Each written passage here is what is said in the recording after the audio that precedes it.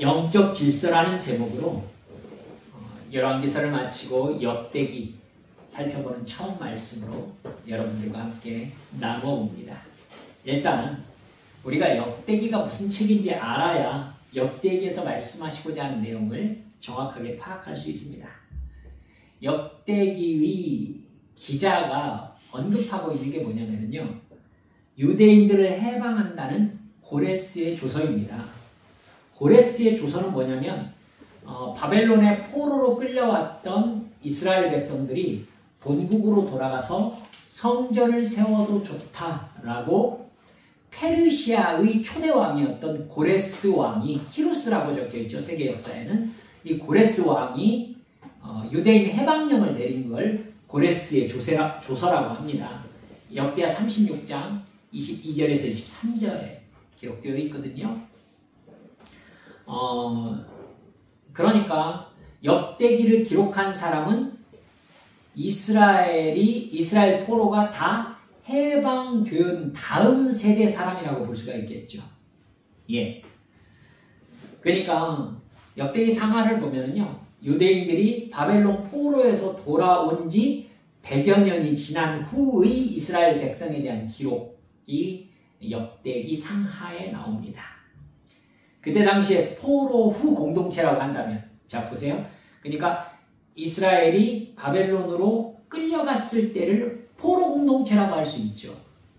이 사람들이 바벨론이 지나고 나서 페르시아가 바벨론을 멸망시키거든요. 그래서 원년에, 그러니까 키루스가 페르시아의 초대 왕이 되는데, 여러분 페르시아의 초대 왕 때까지 공직에 있었던 사람이 성경에 한 사람 나옵니다. 누군지 기억납니까?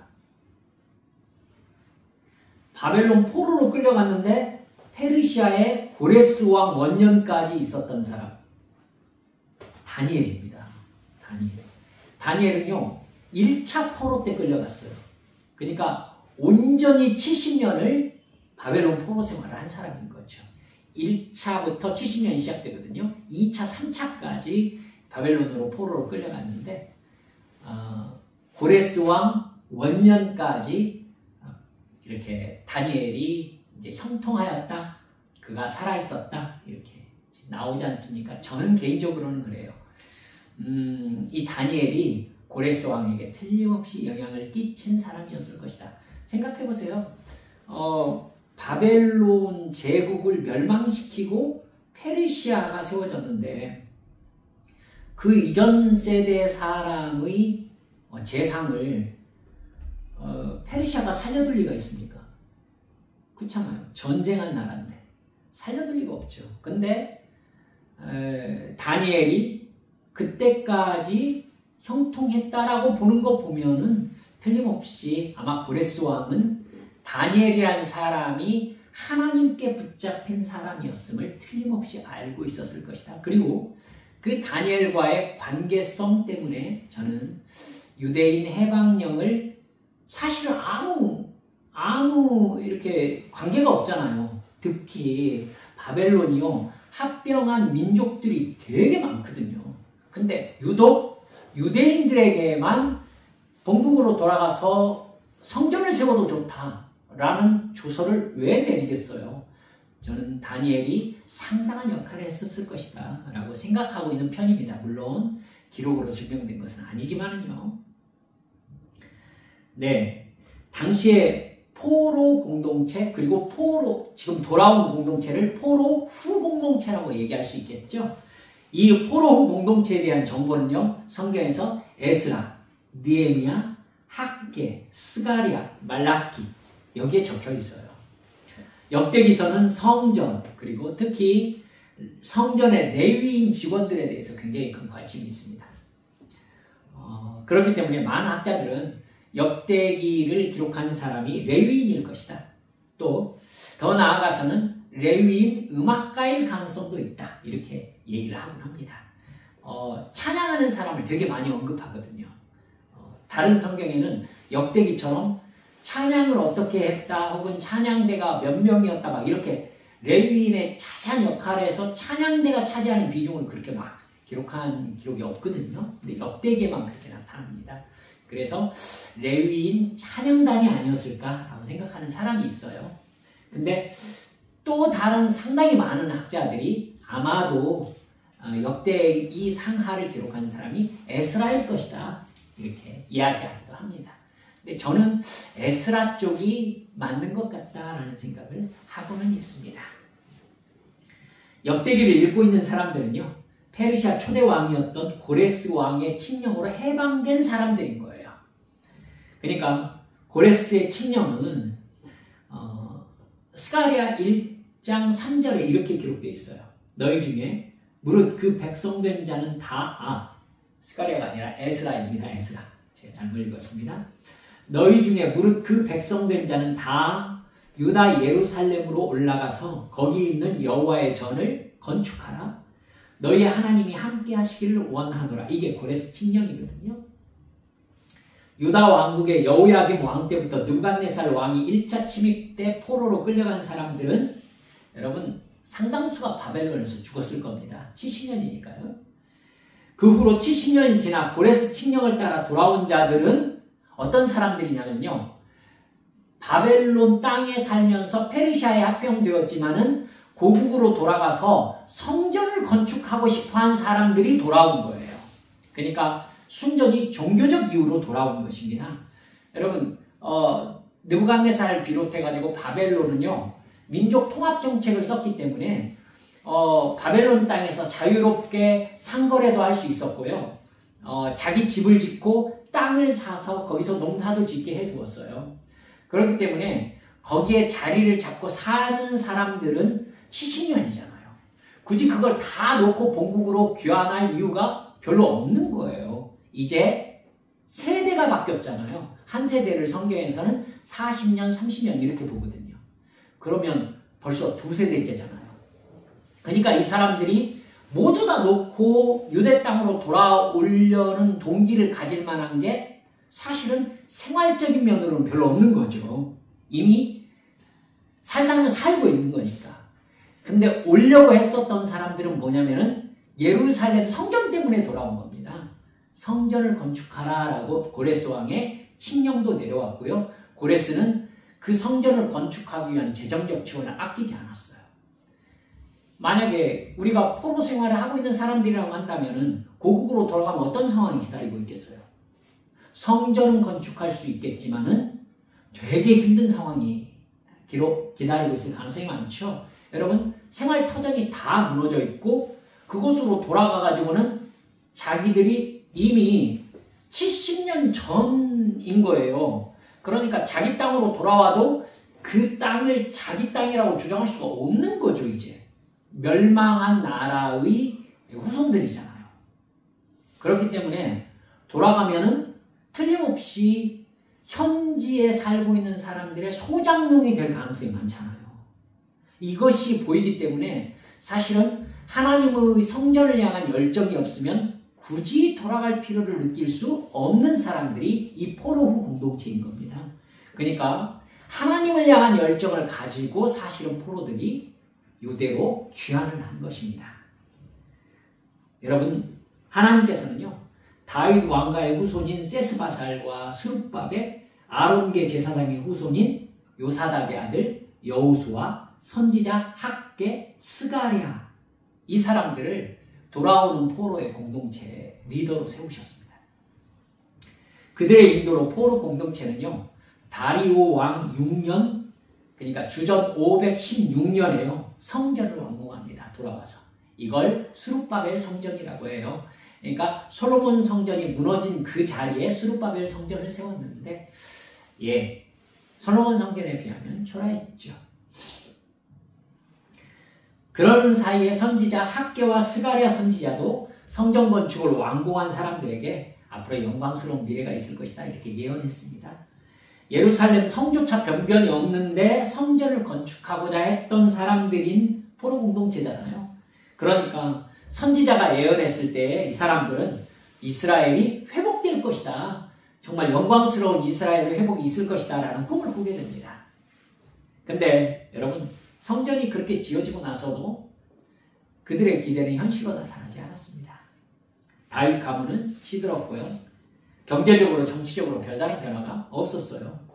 더욱이 페르시아의 아하수에로 왕 때에 아시죠? 하만 때문에 이스라엘 유대인 공동체는 멸망을 당하려다가 모두 다 죽임을 당하려다가 살아나는 큰 위기를 경험하게 되지 않습니까? 유다 공동체가 사기가 확 죽습니다. 그리고 냉소적이 되어갑니다. 하나님이 우리에겐 역사하지 않는가 봐. 이스라엘 백성들은 이 불신앙이 찾아오니까 불순종을 하면서 하나님의 사랑은 끝났다고 봤습니다. 말라기 1장 2절 말라기에 보면은요, 이스라엘 백성들의 실망이 너무나 잘 나타나요. 이런 상황에서 여러분 다시 하나님께서 보내신 사람들이 에스라와 느헤미야입니다. 이들이 정말 에스라 느헤미야 성경책을 읽어보면 정체성을 상실하고 있던 공동체에 아주 새로운 바람을 불러일으키는 걸 볼 수 있거든요. 이 돌아온 포로 후 공동체가 스룹바벨 성전을 건축한 지 74년이 지난 BC 458년에 외우실 리가 없지만 그래도 사실이니까 여러분들께 이렇게 쭉 말씀드리는 걸 여러분 이해해 주시기 바랍니다. 그때 대제사장 가문의 에스라가 예루살렘에 도착해요. 그래서 모세의 율법을 포로 후 공동체의 삶의 원리로 세우는데 아주 큰 역할을 합니다. 에스라보다 13년 늦게 예루살렘에 도착한 사람이 누구냐면 느헤미야예요. 예루살렘 성을 건축했어요, 느헤미야는. 그래서 바벨론 그 페르시아 땅에서 돌아와가지고 유다 공동체 자체와 예루살렘 시, 예루살렘 성전의 재건에 힘썼습니다. 그리고 여러분 느헤미야는 그 일을 아주 훌륭하게 잘 감당했습니다. 예루살렘 성이 세워지고 예루살렘 성전이 완공되었던 거죠. 이러면 이제 중간에 쭉 분위기가 죽었다가 다시 예루살렘 성이 건축되면서 느헤미야가 굉장히 큰 역할을 하잖아요. 이러면 분위기가 확 바뀌지 않습니까? 근데 그럼에도 불구하고 선지자들이 말한 영광은커녕 과거의 영광을 회복할 가능성이 별로 보이지 않았던 때가 바로 그때입니다. 페르시아가 무너질 기미를 보이지 않았죠. 그리고 5만 명에 불과한 예루살렘 공동체는 페르시아에 대해서 전혀 어떤 독자적인 어떤 움직임을 할 수가 없었죠. 당연히. 그래서 약 200년 동안 페르시아 왕에게 굴복할 수밖에 없었습니다. 여러분, 돌아온 포로 공동체가 하나님과의 관계와 다윗 왕가의 영광을 생각하면서 돌아왔다는 걸 생각해 보세요. 그러면 200여 년 동안 페르시아에게 그냥 지배받고 있는 상황은 이 사람들의 마음속에 큰 실망을 가져왔을 것이라는 거 어렵지 않게 짐작이 가능하지요. 포로 후 공동체는 점차 하나님에 대한 열정을 상실해 갑니다. 학계, 스가랴, 느헤미야 쭉 읽어보면요. 당시 하나님 나라를 기대하면서 하나님을 바라보고 하나님 말씀에 순종하는 사람이 얼마나 적었는가 나타납니다. 바로 이때 역대기가 기록되어 거예요. 그러니까 역대기가 기록된 상황에 대한 여러분 이해가 있으셔야 합니다. 그래야 무슨 분위기 때 역대기가 이 말씀을 왜 하고 있구나에 대해서 분위기의 감을 잡을 수 있겠죠. 역대기가 써질 때 이스라엘은요, 세계 역사의 어떤 제국의 움직임에 따라서 그냥 휩쓸려 다니는 것처럼 보여졌어요. 세계 역사의 중심은 그때 바벨론, 그 다음에 페르시아였죠. 이런 상황에서 포로 후 공동체에게는요, 굉장한 회의가 일어납니다. 이스라엘이 아직도 여호와께서 선택한 백성인가? 언약이 아직도 유효한가? 하나님의 왕국을 지상에 세우기 위해서 여호와 하나님께서 아직도 일하고 계시는가? 여러분 보세요. 그냥 절망이 쭉 사회에 깔려 있으니까 하나님께서 과연 우리를 통해서 뭔가 하려고 하시는 건 맞는 건가? 이런 생각이 쭉 있는 거예요. 과거 하나님이 세우신 다윗의 나라 이스라엘과 현재 포로 후 공동체가 무슨 관계를 가지고 있는가? 다윗의 영광이 나타날 때에는요, 하나님께서 직접 역사하시는 역사들이 눈으로 보였던 역사잖아요. 그런데 지금은 성전도 봉헌하고 예루살렘 성을 건축하면서 뭔가 기틀을 잡아가는 것을 경험했는데도 그 다음 움직임이 아무것도 안 보이는 거죠. 하나님이 우리에게 진짜 관심이 있으신가? 하나님께서 다윗에게 약속하신 언약은 우리와 무슨 관계가 있는가? 여러분 생각해 보세요. 엄청난 심판을 받았죠. 다윗 계열의 왕이 폐위되어 가지고 지금 바벨론 포로로 끌려간 상태에서 끝나버렸잖아요. 예루살렘 성전이 파괴되어 버렸잖아요. 그렇죠? 그리고 예루살렘 성도 무너졌잖아요. 그리고 거기에 살던 유대인들은 뭐가 됐어요? 포로가 됐잖아요. 이러니까 여러분 돌아온 포로 공동체는 혹시 이스라엘 역사가 그렇게 해가지고 마무리되어 버린 건 아닌가? 역사가 끝나버렸으니 여호와 하나님이라는 신은 우리와는 아무 상관이 없는 존재가 되어버린 건 아닌가라는 생각을 할 수밖에 없었던 거예요. 이스라엘이 그렇게 신앙의 위기를 맞고 있을 때에 역대기를 하나님께서 기록하게 하심으로 이스라엘의 지금 상황에 이 유대인들에게 하나님이 하나님의 뜻이 무엇이다를 응답하려고 기록되었던 것이 바로 역대기 상하였던 겁니다. 이제 하나님과의 관계는 끝났다라는 좀 절망이 쭉 깔려갈 때에 여러분 역대기 기자는요 이제 성경에서 제일 읽기 힘든 부분 중에 하나거든요. 역대상 1장에서 9장까지입니다. 거기는 뭐가 나오냐면은 쭉 족보 얘기가 나와요. 누가 누구를 낳았는데 그 사람이 어쩌고 저쩌고 몇 명이었고 각 지파가 몇 명이었는데 누가 대장이었고 누가 그 후손이고 막 도대체 알 수도 없고 왜 필요한지도 모르는 족보 얘기가 9장까지나 나와요. 근데요 그 족보의 여러분 성경 읽으면서 특징을 알고 계시면은 목적을 알 수 있어요. 1장 1절을 보면은 족보의 시작이 아담부터 시작해요. 아담부터 시작해요. 인간 창조부터 시작된 거예요. 그리고요 돌아온 포로 후 공동체까지 족보가 이렇게 이어지는 겁니다. 여러분 포로 후 공동체가 하나님이 우리에게 별로 관심이 없다라고 느낄 수 있겠지만 아니다. 너희들은 지금 어디서부터 연결된 하나님의 백성들이다? 아담 때부터 지금까지 연결된 하나님의 백성들이다 라고 역대기 기자가 증명을 하고 있는 겁니다. 그러니까 지금 돌아온 포로 공동체에 대한 하나님의 은혜와 사랑은요 다윗이나 좀 멀리 가나안 정복이나 좀 더 멀리 출애굽이나 아니라 창세기 인간 창조부터 지금까지 이어지는 하나님의 일관된 사랑의 대상이 바로 너희들이다 라고 얘기하고 있는 거예요. 여러분 인간 창조부터 다루었다는 것은요 중간에 뭐 또 생각해야 되느냐면은 바벨론과 페르시아와의 이스라엘의 관계 역시 하나님의 계획 안에 있었다. 그러니까 너희들이 지금 페르시아의 지배를 받는다고 하나님의 사랑이 우리와 관계가 없는 거 아니냐라고 얘기를 하고 있겠지만 아니다. 뭐다? 너희들은 지금 하나님께서 역사하시는 바벨론과 페르시아의 지배 지금 이것도 사실 하나님의 계획 안에 있는 것이다. 끝난 게 아니라 지금 하나님의 계획이 진행 중이다 라고 족보를 통해서 얘기를 하고 싶은 것입니다.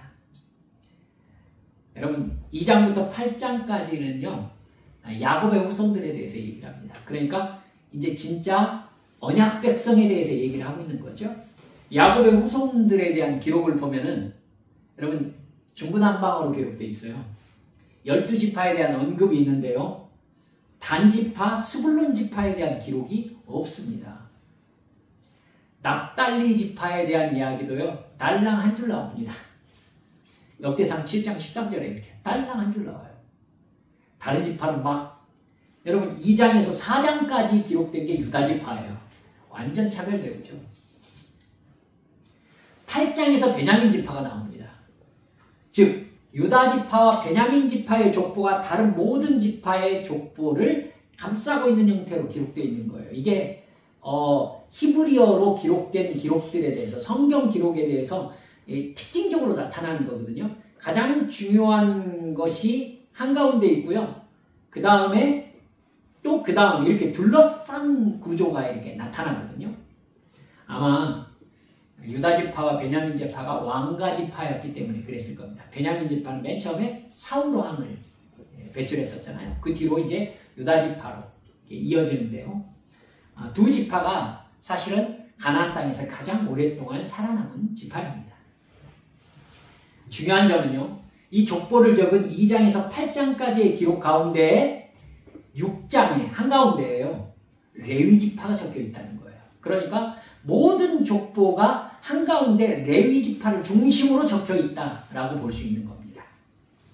역대기에서 가장 중요하게 기록되어 있는 지파가 레위 지파예요.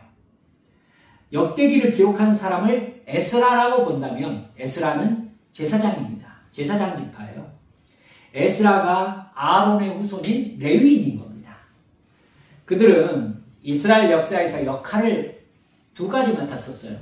뭐냐면 성전에서 제사장과 제사 드리는 일을 섬기는 데에 레위 지파가 일했죠. 두 번째는요. 레위 지파의 땅은 없잖아요. 레위 지파 땅은 없어요. 레위 지파 땅은 어디냐면 각 지파에서 레위 지파에게 나누어준 성이 있어요. 각 지파 땅이 있는데 그 땅 안에 레위 지파를 위해서 할당된 성이 몇 개씩 있어요. 거기에 레위 지파들이 흩어져 살았어요. 왜 레위 지파가 이렇게 흩어져 살았어요? 각 지파에서 그 성에 사는 레위 지파 사람들이 그 지파 사람들에게 하나님의 율법을 교육하는 교육의 의무를 가지고 있었기 때문입니다. 그러니까 레위 지파의 사명은 하나님께 드리는 제사를 섬기는 사명과 이스라엘 각 지파 백성들에게 하나님의 율법을 교육하는 역할, 이 두 가지 역할이 레위 지파의 역할이었던 겁니다. 여러분, 그러니까 이스라엘의 정체성은 어디에 달려있느냐면 레위 지파의 활동에 달려있는 거예요. 하나님과의 관계가 레위 지파의 활동을 통해서 하나님과 맺어져 있는 거지요.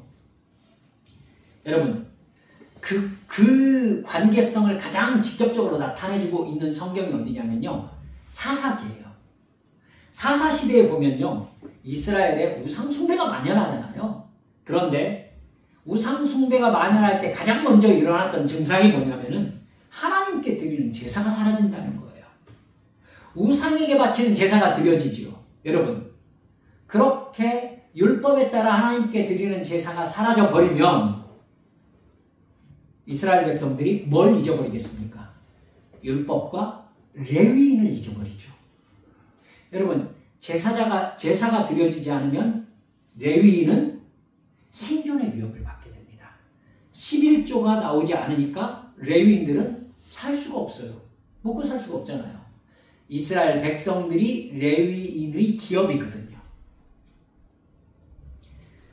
여러분, 레위인들이요.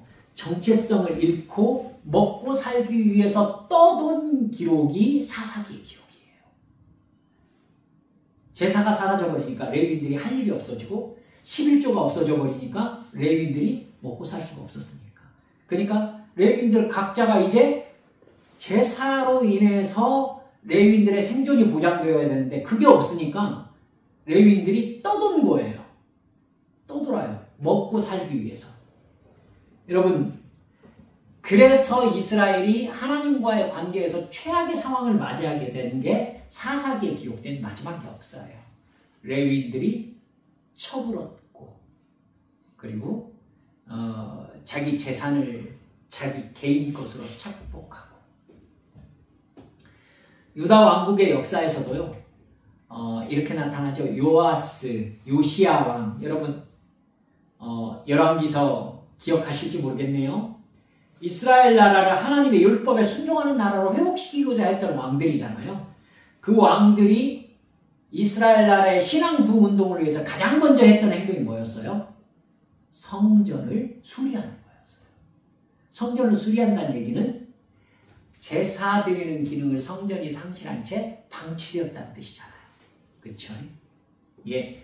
그들이 신앙 부흥 운동을 일으킬 때 가장 먼저 했던 행동이 레위인을 제자리에 위치시키고 제사 의식을 회복시키고 성전을 회복하는 것이었습니다.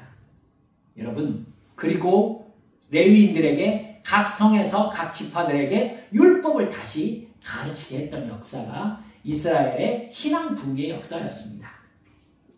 레위인들의 사역이 제자리를 잡아야 이스라엘의 정통성이 세워진다는 것을 잘 알고 있었기 때문입니다. 여러분, 그렇기 때문에요. 역대기를 기록한 기자는 이 부분에 대해서 정확한 이해를 가지고 있었으면 틀림이 없어 보입니다. 이스라엘의 멸망은요, 우상숭배와 불순종이 원인이었잖아요. 바벨론이 왜 이스라엘에 쳐들어와가지고 그렇게 이스라엘을 완전히 멸망시켰습니까? 우상숭배와 죄악, 불순종 때문이었습니다. 하나님을 숭배하지 않으니까 그 말씀에 순종할 리가 없죠. 하나님은 신명기 28장 29장에 언약하신 대로 하나님을 배반하고 하나님의 말씀에 불순종하는 북이스라엘부터 멸망시키셨습니다. 그리고 아시리아의 포로로 끌려가게 했어요. 여러분, 신명기 28장 29장 말씀 보면은요, 너희들이 하나님의 말씀에 불순종하고 하나님을 잊어버리고 우상숭배를 하면은 예외 없이 너희들은 멸망당할 것이요 포로로 끌려가게 될 것이라고 얘기했어요. 아시리아는요, 북이스라엘을 멸망시키고 나서 그들을 포로로 끌려가면서 모든 나라들이 북이스라엘에 들어와 살게 했습니다. 여러분, 이게 예수님 시대에 사마리아가 천대받게 하는 역사적 배경이 되는 거 아니겠습니까? 여러분, 거기에서 혈통이 섞인 거죠. 유대인이라고 말할 수 없다는 거예요, 너희들은. 여러분, 그때 남유다는 하나님을 섬기면서 성전이 살아있었잖아요. 그러니까 북이스라엘의 멸망이 히스기야 때 일어나거든요. 히스기야 때 일어났으니까 하나님께서 뭘 기대하셨겠어요? 북이스라엘이 멸망당하는 모습을 남유다가 보고 정신 차리기를 기대하셨겠죠. 여러분, 10지파가 멸망해버린 거잖아요. 그런데도 불구하고 남유다, 여러분, 북이스라엘만큼 타락한 므낫세 시대를 맞이하게 됩니다. 결국 므낫세 왕과 나머지 왕들의 배도로, 불순종으로 결국 하나님의 언약 중에 축복의 언약이 아니라 멸망의 언약이 이루어지고 마는 것이 남유다의 멸망입니다. 느부갓네살이 이끄는 바벨론에 의해서 완전히 멸망하고 똑같이 포로로 다 끌려갑니다. 그리고 70년이 지나 바벨론 포로들이 돌아와서 공동체를 이루면서 100년, 200년이 지나가는 것입니다. 여러분, 그렇다면 이 공동체가 가장 중요하게 여겨야 될 것이 무엇이겠습니까? 하나님과의 관계죠. 그것이 무너짐으로 인해서 북이스라엘도 멸망했고 남유다도 멸망했다는 걸 알아야 되지 않겠습니까? 자기들이 어떻게 바벨론의 포로 생활로 들어가게 되었는지를 정확하게 이해하고 있어야 되죠. 그래야 돌아온 포로 공동체의 정체성이 바로 세워질 거 아니겠습니까? 가장 중요한 것은 하나님과의 관계를 회복하는 것이었죠. 하나님께서 역사를 주관하고 계시니까 그 하나님과 어떤 관계를 맺고 있느냐가 이제 돌아온 포로 후 공동체가 앞으로 하나님과의 관계성 속에서 행복할 수 있느냐, 안정을 누릴 수 있느냐, 또 미래에 우리가 지속적으로 생존 가능하겠느냐가 결정되는 겁니다. 역대기는요, 그걸 말하려고 1장부터 9장까지 길게 족보를 기록하고 있는 거예요. 그리고 가장 가운데 레위 지파를 언급함으로써 너희 삶의 중심에 하나님과의 관계성이 자리 잡아야 된다, 이렇게 강조하고 있는 겁니다. 레위 지파 사역이 회복된다는 것은 하나님께 속죄의 제사를 드릴 수 있다는 얘기가 되는 거잖아요. 그렇죠? 레위 지파의 가장 중요한 사명이 제사를 섬기는 거니까 제사의 가장 중요한 목적이 무엇입니까? 여러분, 죄를 회개하는 거예요. 속죄의 제사를 드리는 겁니다. 번제가 무엇입니까? 제물에 안수함으로써 나의 죄를 제물에 전가해서 이 제물이 제단에서 죽는 거잖아요. 여러분, 많은 성경학자들이 아마 제물로 드려지는 그 상황에서 유대인들은 자기의 죄가 전가된 채 불에 타 죽는 그 양을 보면서 눈물바다를 이루었을 것이라고 생각하는 사람들이 참 많습니다. 그렇죠? 여러분, 내 죄로 인해서 얘가 죄가 전가되어서 제사장이 칼로 심장을 이렇게 찔러 넣거든요. 여러분, 양은 반항하지 않는다고 해요. 그래서 하나님께서는 당신께서 속죄의 제사를 받으시려고 양이라는 동물을 만드시지 않았냐라고 얘기할 정도로 자기를 죽이려는 대상에 대한 저항이 거의 없는 동물이 양이라고 합니다. 여러분, 그러니까 제사장이, 여러분, 유대 그 유월절이나 초막절이나 이렇게 오순절 때 그 수많은 제물들이 드려지는데 양들을 몇 마리를 죽이겠어요. 근데 그 양들이 돼지처럼 날뛰면서 소리를 지른다고 해보십시다. 한 마리들 제대로 잡을 수 있겠어요? 이렇게 눕히면 양은 이렇게 발라당하고 눕거든요. 그래서 다리를 이렇게 벌리고요. 자기 바라보는 제사장을 눈을 말똥말똥 뜨고 쳐다본대요. 그럼 제사장은 칼을 이렇게 심장에다 이렇게 집어 넣습니다. 그러면은 양이 이렇게 발을 떨고 이렇게 죽는데요. 근데 그 모습을 양 주인이 지켜보고 있는 거예요. 그리고 자기의 죄가 전가되어서 얘가 죽는 것을 눈으로 보고 있는 거죠. 그리고 얘의 내장이 분리되고 얘의 각을 떠서 피를 다 뽑고 제단에 피를 뿌리고 제단 위에서 불태우는 과정을 지켜보는 겁니다. 여러분, 양 주인이 눈물 흘리지 않을 수 있겠어요? 얼마나 속상하겠습니까? 그래서 죄가 무엇인지를 깨닫는 겁니다. 여러분, 이게 속죄예요. 이게 회복되어야 이스라엘과 하나님과의 관계 정체성이 자리를 잡는 겁니다. 여러분, 하나님께서 가장 중요하게 보시는 게 거룩과 정결이에요. 거룩과 정결. 죄가 씻음 받아야 됩니다. 여러분, 거룩과 정결을 신약에서 바로 연결시킬 수 있는 게 뭔지 아세요? 니고데모에게 예수님께서 뭐라고 하셨어요? 사람이 물과 성령으로 거듭나지 아니하면 하나님 나라를 볼 수 없느니라. 여러분, 물이 무엇입니까? 씻음을 의미합니다. 죄 씻음. 죄 씻음이 바로 속죄입니다.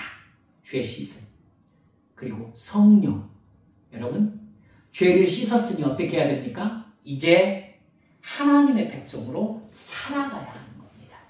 죄를 씻음 받았으니 죄와 싸워야 하는 것입니다. 그래서 물과 성령으로 거듭나는 것입니다. 네 죄를 씻고 이제 성령받아 새 생명으로 살아가야 됩니다. 이렇게 말씀하고 계시는 것이죠. 여러분, 그렇기 때문에 돌아온 포로 후 공동체에게 레위 지파의 사명이 회복된다는 것은 그들이 속죄와 하나님의 말씀을 지키는 거룩의 삶을 삶의 중심으로 가져온다는 의미입니다. 하나님께서 복을 주시던 이스라엘 역사의 시기에는요, 하나님께서 이스라엘 민족의 삶의 중심이셨습니다. 하나님의 율법을 따라 죄를 회개하고 하나님의 말씀에 순종하자 하나님이 그들의 기업과 농사와 사업에 복을 주신 것입니다. 풍년이 왔습니다. 하나님이 외적들을 막아주실 뿐만 아니라 외부의 나라들이 이스라엘을 두려워하도록 이끄셨습니다. 하나님의 말씀에 순종할 때 하나님은 반드시 평안과 번영을 약속하셨고 그 약속을 지키셨던 겁니다. 이걸 포로 후 공동체가 정확하게 인식하게 하기 위해서 역대기 기자가 역대상하를 기록한 것입니다. 우리는 어떻습니까? 예수를 믿고 난 후 하나님께서 나에게 품게 하셨던 하나님의 사명 기억하고 계십니까? 그 사명이 지금까지 이어지고 있다는 자기 확신, 삶의 증거 소유하고 계십니까?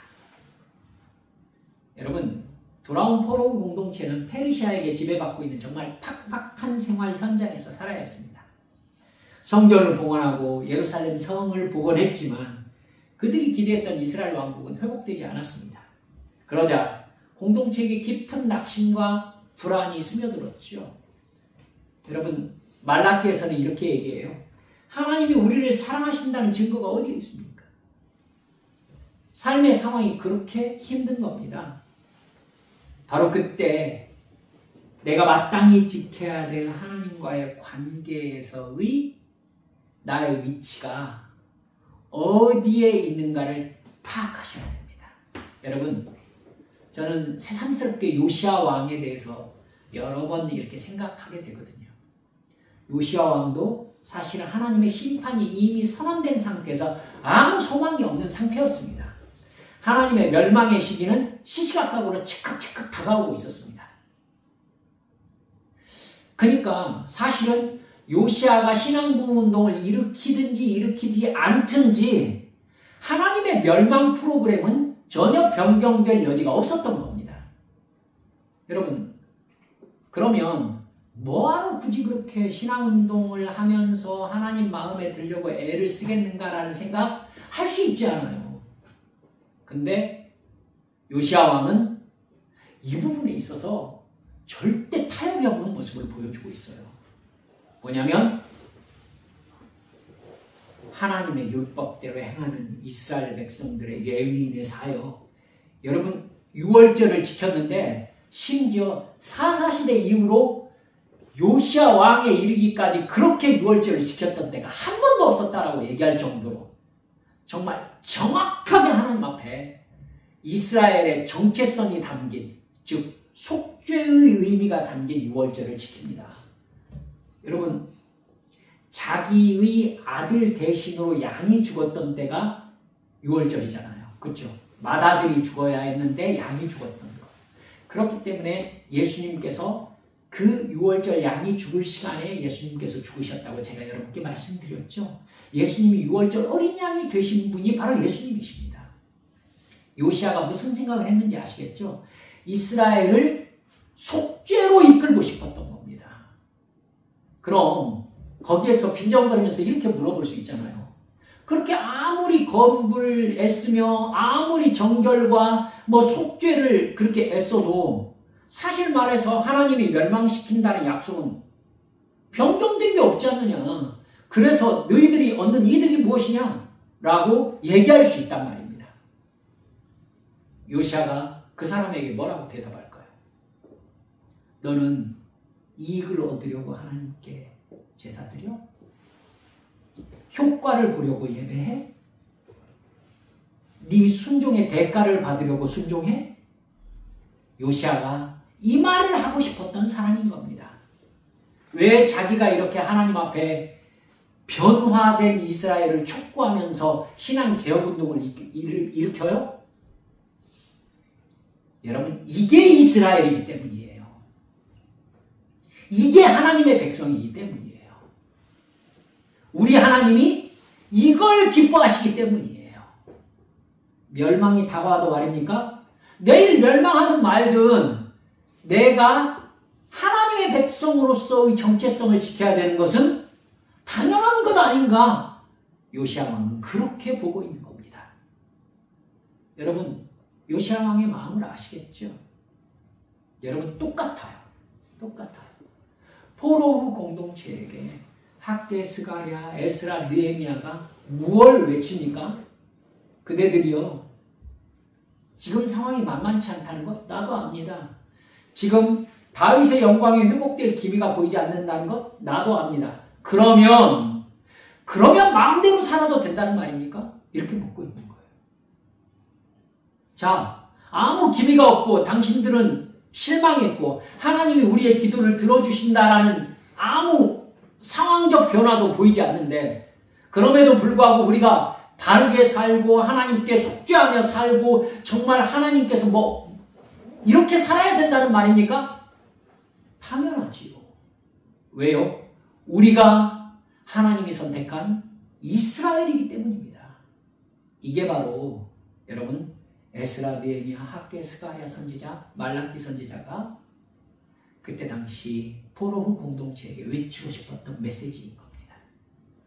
그대들이요, 지금 당신들의 삶이 당신들의 눈에 어떻게 보이든지 당신들은 지금 하나님의 은혜를 받은 백성입니다.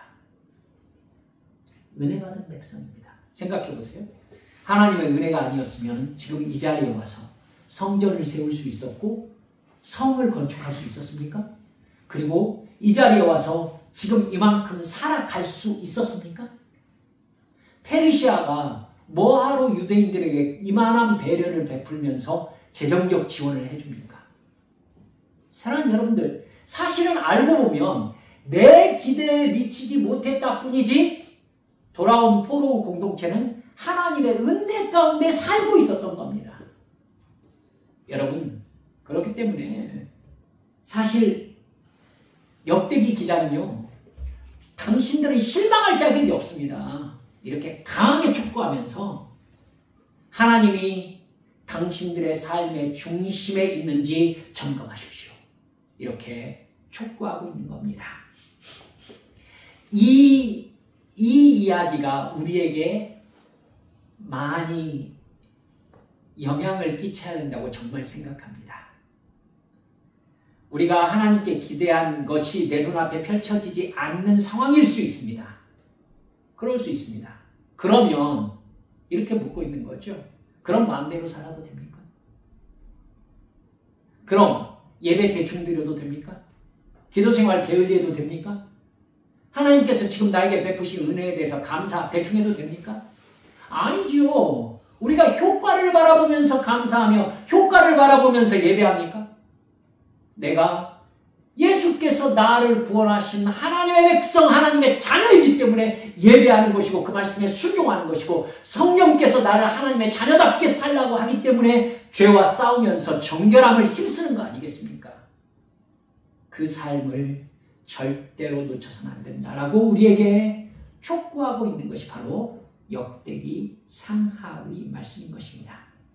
여러분, 예수 믿는 사람들에게 가장 중요한 영적 기초인 거예요. 그래서 우리 비록 이렇게 많은 사람들이 모여서 예배하면서 어떤 예배의 으쌰으쌰하는 분위기 저도 있었으면 좋겠습니다. 하지만 그것이 없다 하더라도 그럼 우리가 그냥 맹숭맹숭 하는 듯 마는 듯 예배드려도 된다는 말입니까? 그건 아니지요. 그렇죠? 어차피 단체로 천국 가는 거 아닙니다. 나와 하나님과는 언제나 1대1입니다. 그러니 나의 예배가 하나님께 드려지는 것 중요하지 않겠습니까?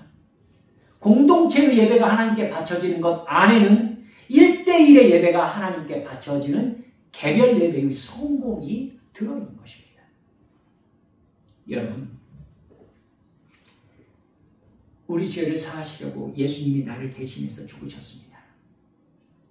회개한 죄는 반복하지 않기 위해서 최선을 다하는 것이 당연하지 않겠습니까? 회개하고 바로 돌아가가지고 같은 죄를 반복하고 하나님이 알려주시지 않으면 나는 무엇이 죄인지도 알지 못합니다. 죄라고 깨달았어도 그냥 잘못했다고 말하고 끝납니다. 하지만 성령께서 감동하셨을 때 우리는 강하게 내 죄를 자백하고 돌이키게 하셨다면 그 죄 때문에 영적 위기가 다가오지 않을까 영적으로 바로 서서 하나님 앞에 기도하면서 여러분 영적으로 그냥 바짝바짝 살아있는